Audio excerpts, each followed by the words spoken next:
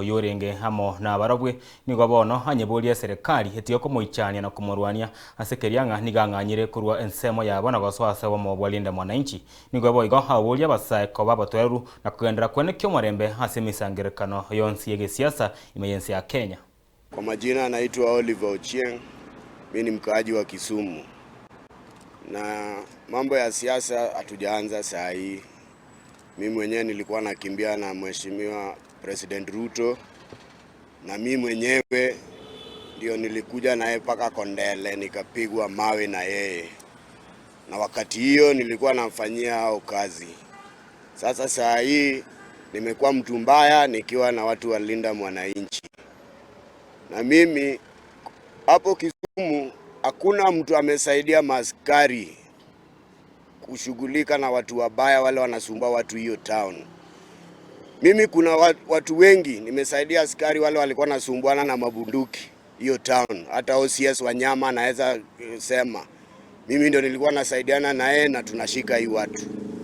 Wakati mwizi alinyang'anya askari bunduki akaanza kuua watu stage, mimi mwenyewe ndio nilishika huyo mwizi na nikanyang'anya yeye bunduki nikapeleka station. Na ningekuwa mtu mbaya singekuwa nafanya hizi vitu. Na mnajua watu wabaya hiyo Kisumu. Na vijana nawaambia mwache kutumika kwa vitu mbaya. Mimi mnanijua, mimi hakuna mtu ananitumianga niende nidhulumu mtu ama niumize mtu. Mimi maisha yangu sijai fanyia mtu kitu mbaya, ni maneno ya kuwekelewa.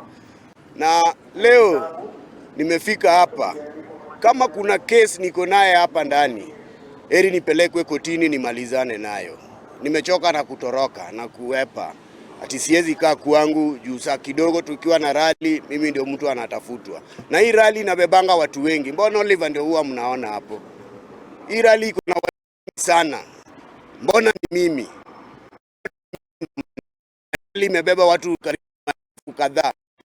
Ndio mnatafuta kila saa.